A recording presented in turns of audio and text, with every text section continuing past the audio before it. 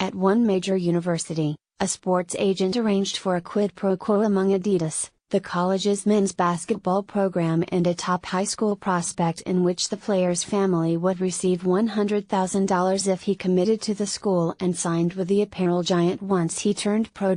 At another college, the basketball team's associate head coach accepted nearly $100,000 to steer his team's top players to a financial advisor eager to manage their future NBA riches. At a third, a top assistant set up a similar arrangement, promising to trade his access to players for bribes.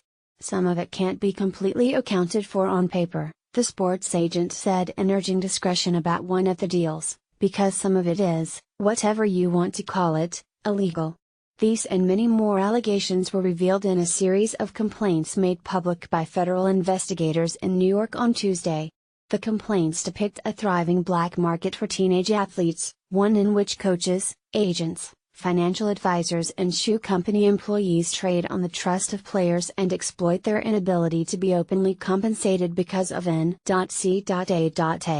amateurism rules. College basketball has a long, baroque history of malfeasance involving under-the-table deals, but rarely, if ever, have federal investigators exposed such widespread corruption.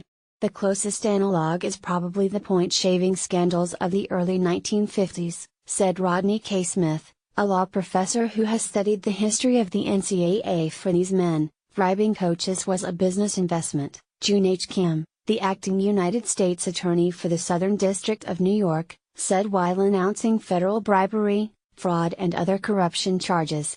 They knew corrupt coaches, in return for bribes, would pressure the players to use their services.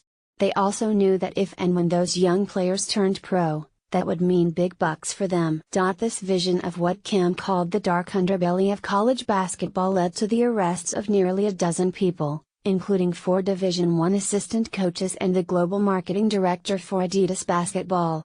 Kim said the investigation was continuing, and the disclosures made on Tuesday seemed to promise further revelations of wrongdoing that could upend one of the country's most popular sports, whose annual tournament provides the N.C.A.A. with the vast majority of its income. Across 3 complaints, 2 broad schemes were alleged.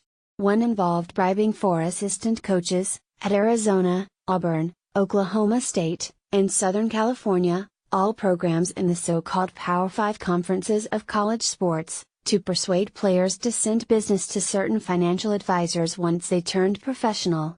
The other involved efforts to secretly funnel money from Adidas to 3 players and their families in exchange for the players' commitments to play at 2 Adidas-sponsored college programs and to later sign sponsorship deals with the company once they turned pro. The latter complaint said a senior Adidas executive, Jim Gatto, was in on an agreement to pay about $100,000 to the family of player 10, a heavily recruited high school standout, to steer him to a particular college. While neither the player nor the university was named, descriptions of the institution matched the University of Louisville, which this summer signed a 10-year, $160 million apparel contract with Adidas.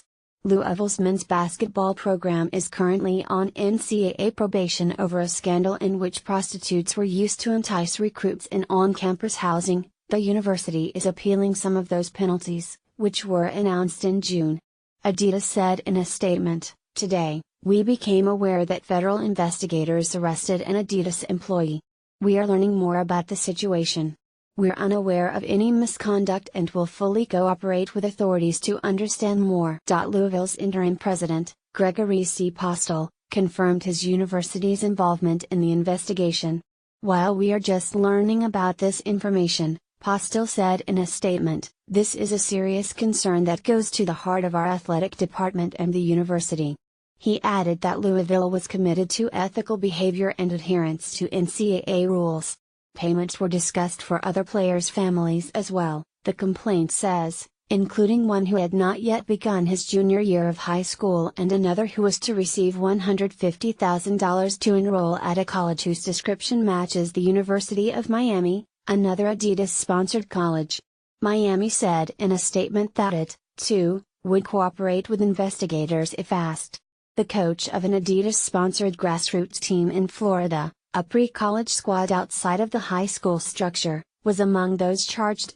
In the first scheme, One complaint charged that Chuck Person, the associate head coach at Auburn, abused his coaching position to solicit and obtain